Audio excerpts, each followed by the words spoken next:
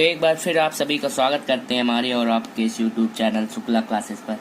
तो आज हम लोग जो गॉस के नियम से, जो गॉस की प्रमेय हमने आपको कल बताई थी कि किसी बंद पृष्ठ के, यदि किसी बंद पृष्ठ में आवेश रखा है विद्युत क्षेत्र में, तो उस आवेश, उस बंद पृष्ठ से गुजरने वाला फ्लक्स का जो मान है फाई बराबर क्यू बाई, मतलब कि जो अंदर रखे हुए आवेश का 1/ε0 गुना होता है। तो आज हम लोग गॉस की प्रमेय की सहायता से कूलाम के नियम की व्याख्या करेंगे। ये इसका दूसरा पार्ट है, इस वीडियो का दूसरा पार्ट है।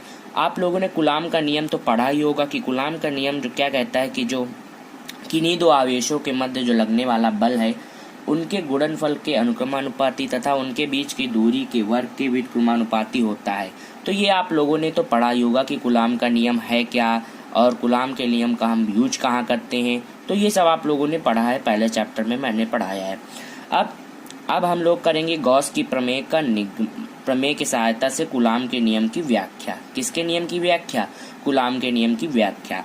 तो मान लेते हैं माना एक आवेश है जिसके चारों ओर एक आर त्रिज्या का एक बंद गोलीय पृष्ठ उपस्थित है तथा जहाँ पर ये जो इसके पृष्ठ पर एक आवेश हमारा Q0 रखा हुआ है। क्या रखा हुआ है? पृष्ठ पर एक आवेश हमारा Q0 रखा हुआ है।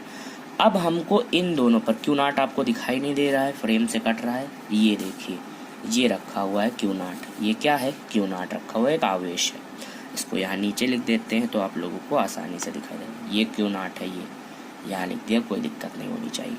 तो अब हम लोगों को क्या करना है? कूलाम के नियम की व्याख्या करनी है। हम लोगों को करना क्या है? हमारा मेन मकसद ये है कि कूलाम का नियम हम लोगों को प्रूफ हो जाए। किसकी सहायता से? गॉस की प्रमेय की सहायता से।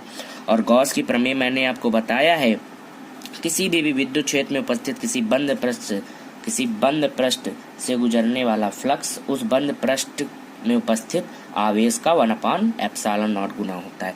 तो ये चीजें मैंने आपको पहले वीडियो में बताई थी। तो अब हम लोग गॉस की प्रमेय से, अतः इससे, इस पृष्ठ से भाई, इससे कुछ विद्युत क्षेत्र ई में रखा हुआ है तो कुछ ना कुछ गुजरेगा ही, कोई ना कोई फ्लक्स गुजरेंगे कि नहीं गुजरेंगे? कोई ना कोई फ्लक्स गुजरेंगे। तो अब इससे गुजरने वाला फ्लक्स का जो हमने गॉस की प्रमेय पढ़ी थी, फाई बराबर क्यू बाई ε0, क्या हो जाएगा? फाई बराबर क्यू बाई ε0। इसको हम दे देते हैं समीकरण नंबर 1। ये हमारी गॉस की प्रमेय है जिसको मैंने आपको कल पढ़ाया था। और अगर आपने वो वीडियो नहीं देखा है तो उस वीडियो को देख लीजिए।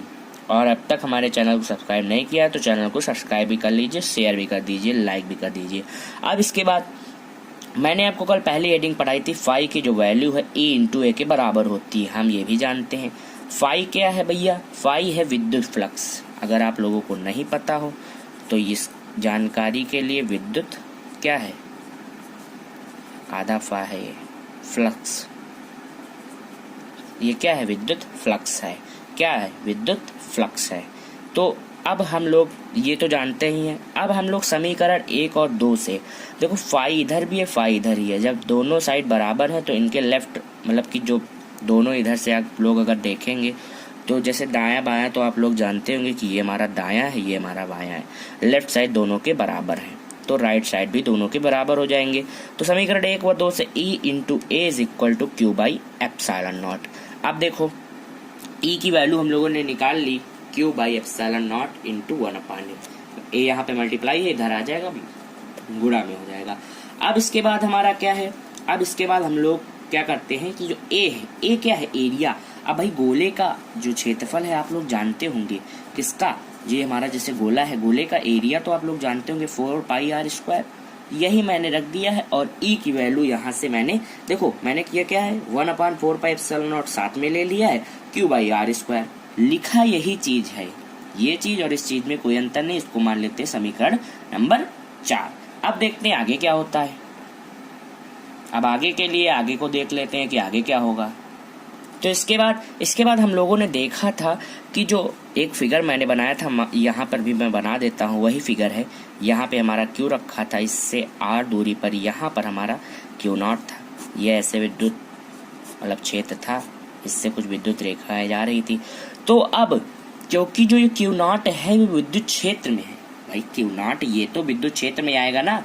तो अब हम लोग, ये विद्युत क्षेत्र में है तो इसकी तीव्रता अगर निकाले E बराबर F/Q, Q0 हो जाएगा। तीव्रता का फार्मूला मैंने आपको बताया था कि E की वैल्यू F/Q क्यू के बराबर होती है।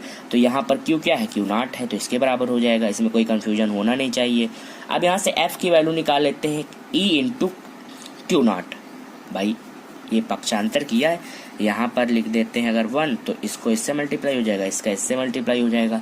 तो पक्षांतर करने पर एफ की जो वैल्यू आ गई ई इंटू क्यू नॉट। अब हम लोग ई की वैल्यू हमने लोगों ने निकाला है 1/4 क्यू बाई आर स्क्वायर, तो इसको हम लोगों ने यहाँ पे रख दिया है। तो अब एफ बराबर क्या हो जाएगा 1/4 Q naught by R square, Q naught by R square. अब देखो ये चीज तो कांस्टेंट है, ये मैंने आपको पहले वीडियो में बताया था, इसका वैल्यू जो है 9/10⁹ होता है ना, इसकी वैल्यू क्या होती है, यही होती है। और इसका मात्रक क्या हो जाएगा, न्यूटन मीटर स्क्वायर पर कूलम स्क्वायर। तो ये चीज तो कांस्टेंट है, ये नियत है। कांस्टेंट को हिंदी में क्या कहते हैं, नियत। अब देखो बल किस पर निर्भर करेगा, क्यू नॉट पर और दूरी के वर्ग के व्युत्क्रमानुपाती। अब भैया यही तो कूलम का नियम है। कूलम का नियम क्या कहता है, जैसे मान लिया 2 आवेश हैं, इधर लिखा जाए, देखो जैसे मान लिया ये 2 आवेश हैं, इनके बीच की दूरी r है, तो कूलम का नियम यही तो है कि F प्रोपोर्शनल क्यू नॉट और F inversely proportional to 1/r²। तो ये हमारा कूलम का नियम प्रूफ हो गया गॉस के प्रमेय की सहायता से। और अभी तक इसमें मैंने एक भी अवकलन या समाकलन का यूज नहीं किया है। और इसी तरीके से मैं अगला वीडियो भी लाऊंगा जिसमें हम गॉस के नियम के अनुप्रयोग भी पढ़ेंगे। तो आप अगर हमारे चैनल पर नए हैं तो इसको सब्सक्राइब कर दीजिए, हमारे वीडियो अच्छी लगे तो इसको लाइक कर दीजिए, शेयर कर दीजिए। और आज आपका वीडियो यहीं पर समाप्त।